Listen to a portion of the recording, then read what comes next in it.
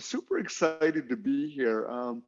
The pandemic took so many things away from us, but what it's given us is the opportunity that I can participate speaking to people that I wouldn't normally be in front of because I was restricted to local venues or things that were close to me.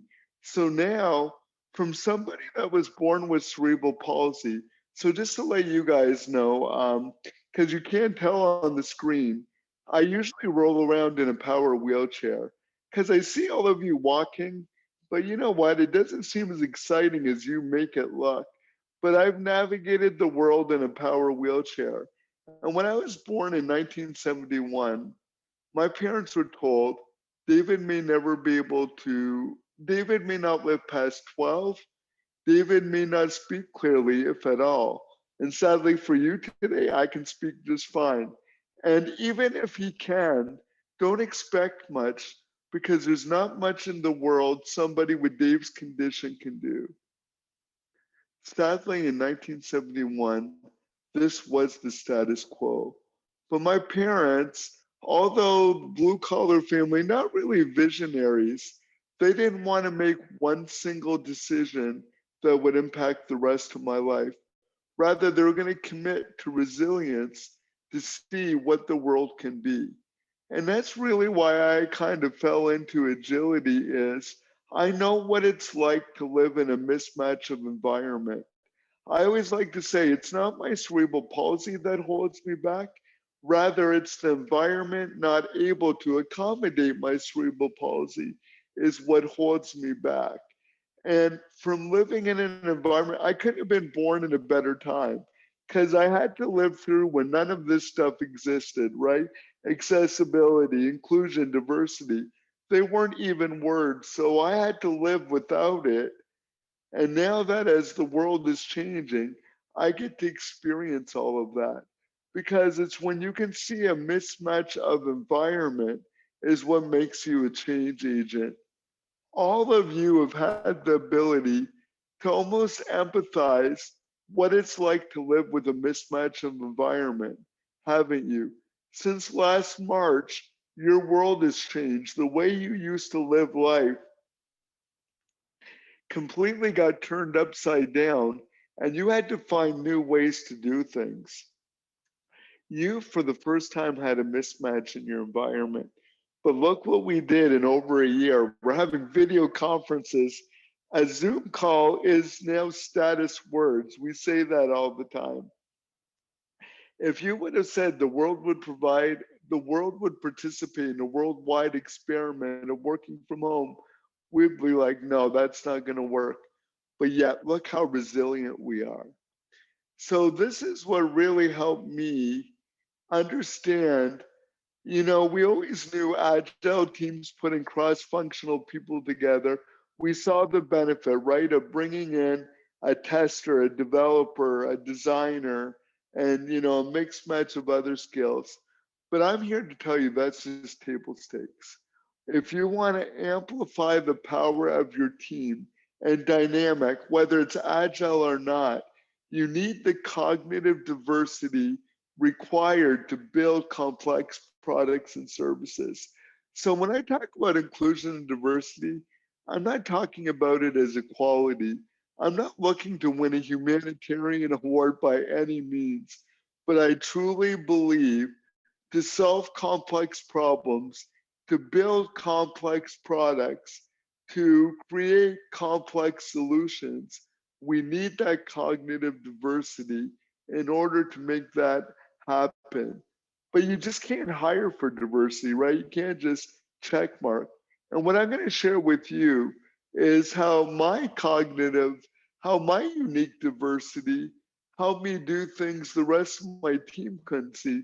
Not because I was smarter, you're going to realize I'm not that smart, but because I had a different perspective and view that I could give the team. I've had people ask me, Dave, what do you see the differences between a diverse team and a non-diverse team? And I can't answer it because just because I was a member of that team made it a diverse team. I didn't get to leave my cerebral palsy at home and go, look, now we're all the same.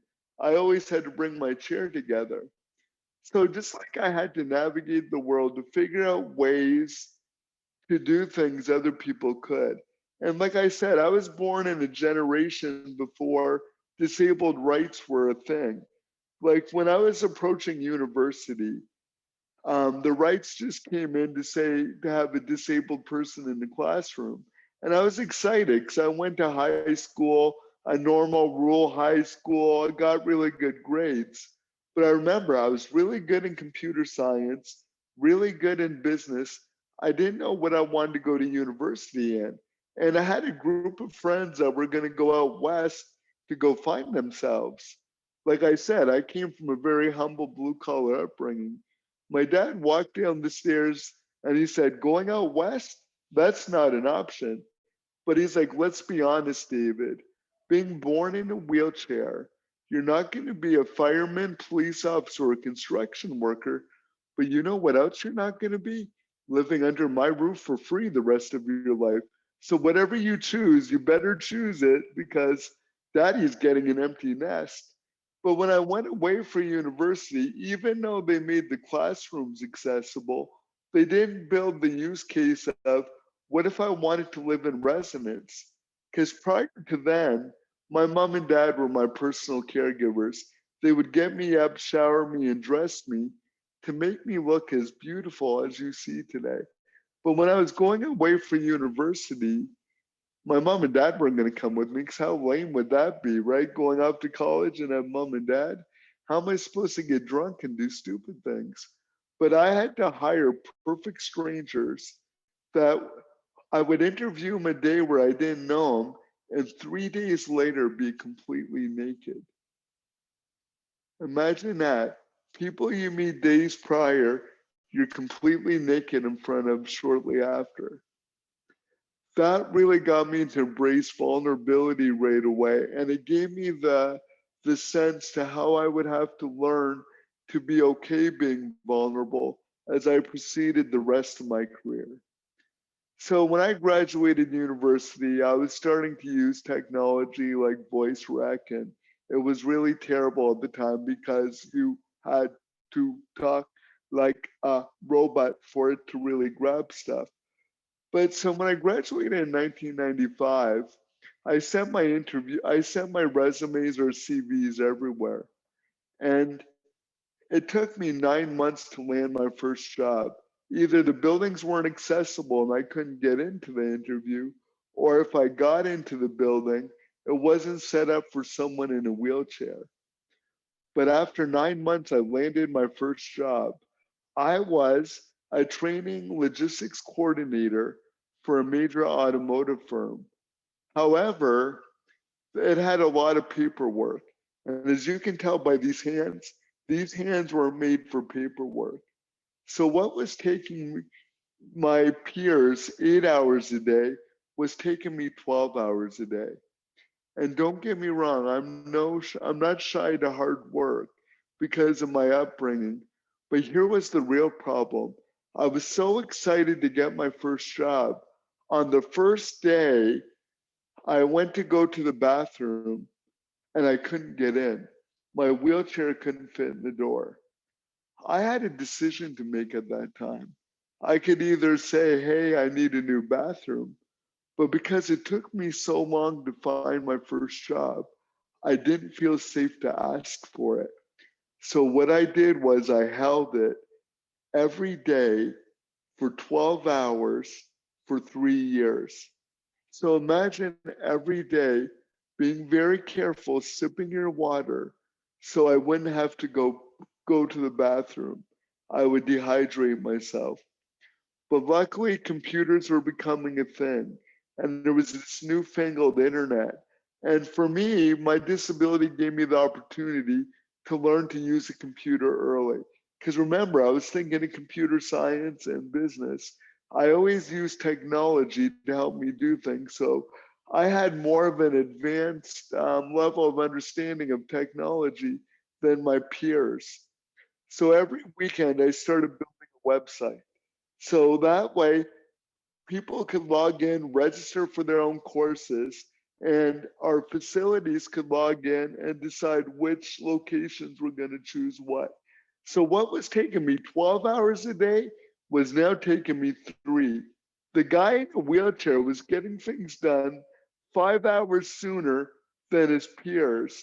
I'm like, who's disabled now, bitches? I was all excited, right? But then that started my job as a change agent because they brought me to department because I could see those mismatches to find process improvement, how to utilize technology. I was really starting to make a name for myself. They're like, this guy, Dave, wow, he can see things and he makes things so much efficient. He must have a gift. He must be like one of those, if you can't walk, you build other senses, which was stupid, but whatever. I was starting to get recognized. And I remember my boss called me in his office. He goes, Dave, he goes, you're really impressing him here. What do you need? Do you need more computers? Do you need a bigger team? What do you need to even amplify this more? I think if I would have waited long enough, he would have offered me a company jet. But stupidly, I spoke up and said, you know what I'd really like? I would like you to modify the bathroom so I could go. He sat there in silence and he just realized over the last 3 years, he never saw me in the guys' washroom once. And then he immediately tried to put it on me. He's like, David, why didn't you ask for something or say something? And I explained to him that I didn't feel safe because I need to feel safe before I can ask that. I was feeling I should be lucky enough to have a job instead of, I should have a right to have an environment where I can do my best work. That was compelling to him because he learned afterwards he needed to be more thoughtful in that. To ask anybody what is their unique needs, whether do they have diabetes, do they need to eat so many times a day, do they have childcare challenges, right? It opened up his mind to go, he has an obligation to make his employees feel safe, to get the most out of them.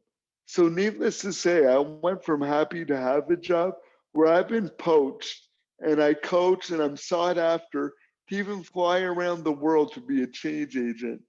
That's been a big thing that I wish my parents could see today, right? Because I never thought, right? Because when I went to university, there was no such thing as change agent. I never thought I would fall into a field where my disability would be an advantage because I see things differently.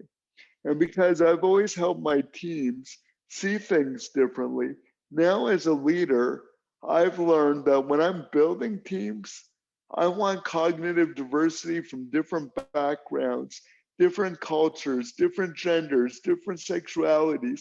Because if we're going to make products that are globally and available to all, we should represent that by everybody building it. So we see different things that a singular vision would prevent us from having. But it's more than just hiring, right? You can't just go, hey, disabled dude, check, woman, check, oh, sexual, check. You can't just do that. Because what happens if you just hire for diversity? You end up making a mini versions of yourself if you don't have an inclusive environment where people can maintain their diverse perspective. How many of you have seen diverse employees become a mini version of their leaders or bosses for those who are valued?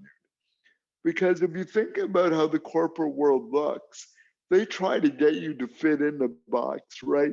Have a university degree, do this, this, this.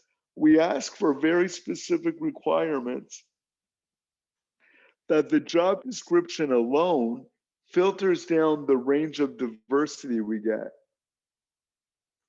Because when I recently worked at a bank, all the resumes were white, able-bodied dudes, right? There was like Jeff, Cliff, Chip, right? Because they all come from the same universities. And I was getting fed up, right? I'm like, how can I not get a diverse file?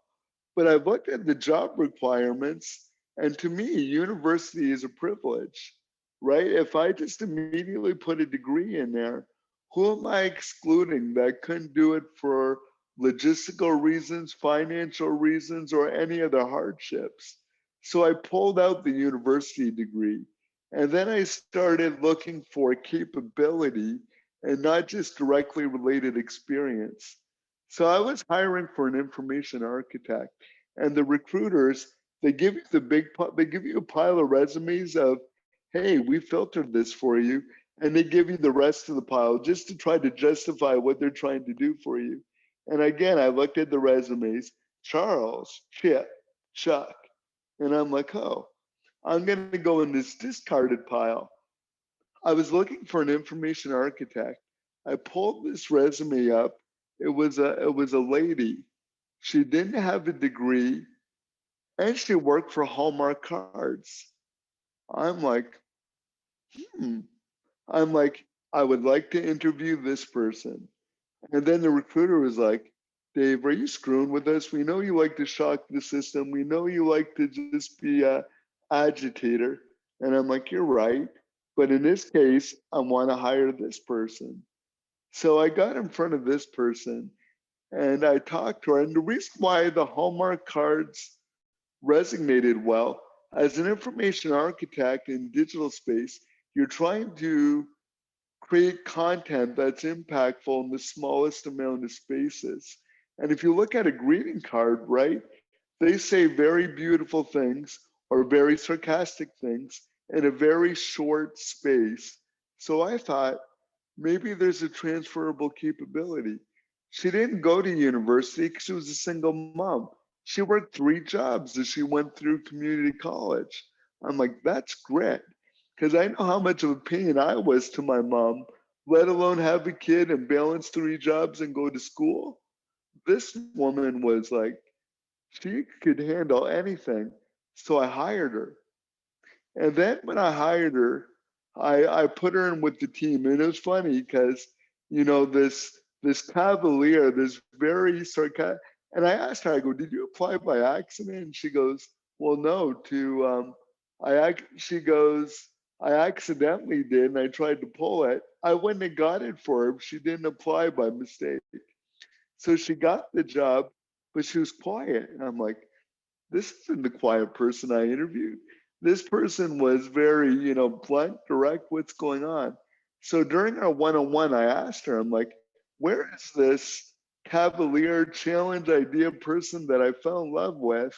And she goes, well, all these guys are just smarter than me. They went to school for computers and they did this. I'm like, trust me, these aren't any smarter than you at all. And some of them, I'm surprised they make it into work.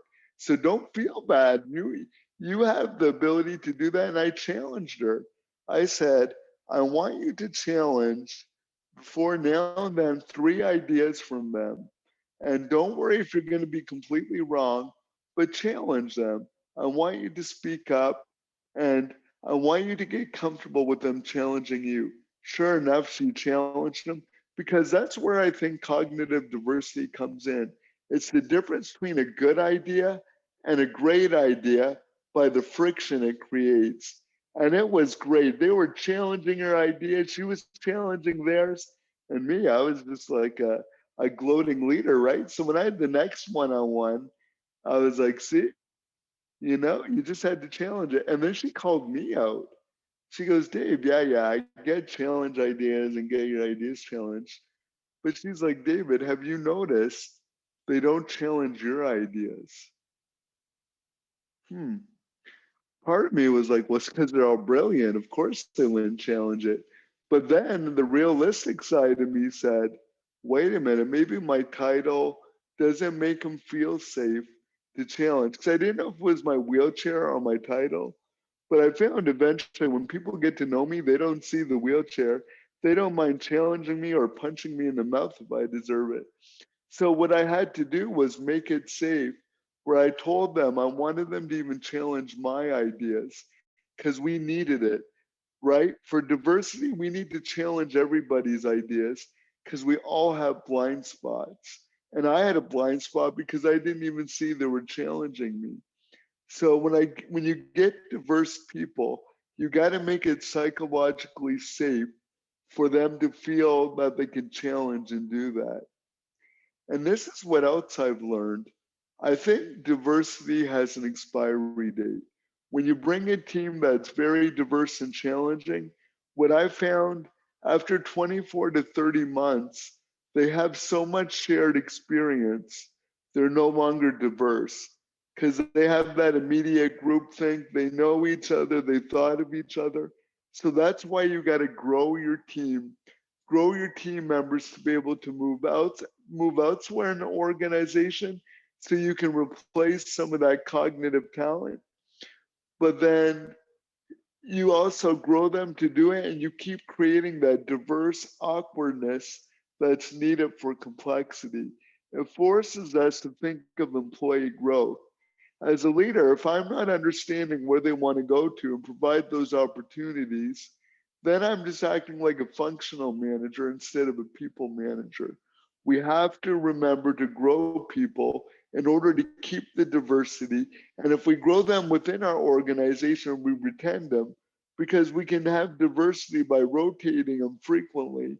And that way we're not limiting their career paths, right? So we got to make it safe. Diversity has an expiry date and those kind of things. So as somebody in a wheelchair, I've been hired to a company, but it's not always felt like I belong to the company. Just because you make a ramp, it's not good enough that I can come into the office. I got to feel I belong to the office.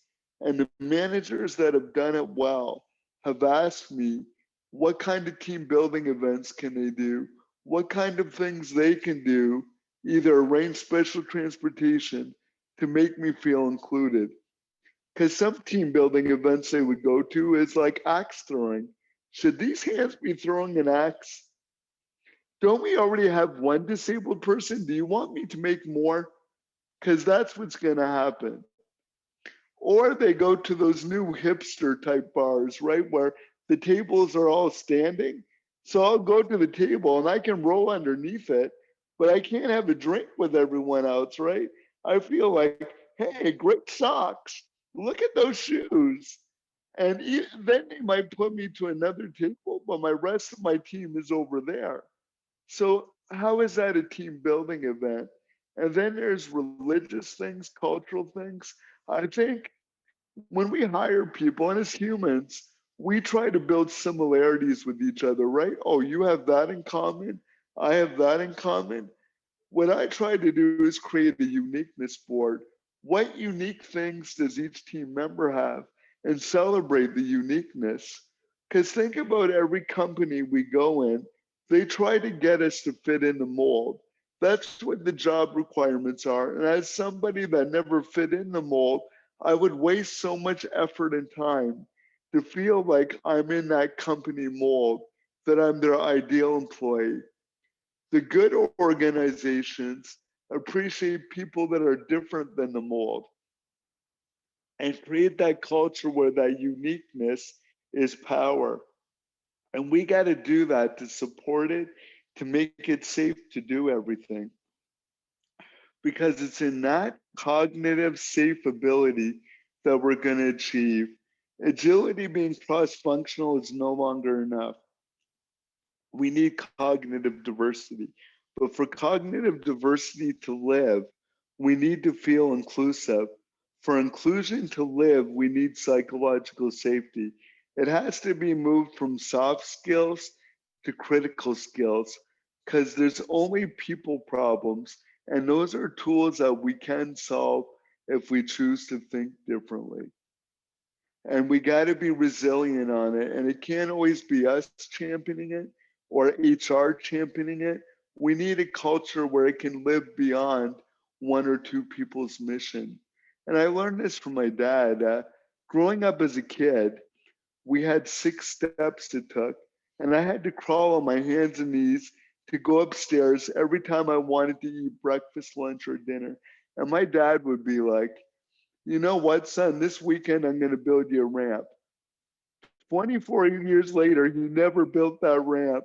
So after I graduated, I was sitting with my dad having a drink, and he was having a proud dad moment. He's like, aren't you glad I told you just to choose what to go through, whether business or technology, to go to university? If I didn't give you a foot in the ass, son, you might have not done nothing. And I'm like, yeah, follow through. Dad, while we're on that topic, you know that ramp you always said you built? And then in a father's way, right, he goes, well, I did that on purpose. And I'm like, can you please elaborate? He goes, I'm not always going to be around to build ramps for you. You're going to have to learn to struggle and climb yourself. 3 days later, he passed away. I didn't really understood what he said at the moment. But since then, I've had to climb the stairs myself. Where they were at my advocate, I had to learn to be the advocate. Because it's only when we put inclusion, diversity, and grit on the edge where everybody feels responsibility. That's the only way it's going to survive. That's the only way it's going to spread. Because I'm able to achieve the things because I see a different world. If you see a different world, then you have a different world available to you.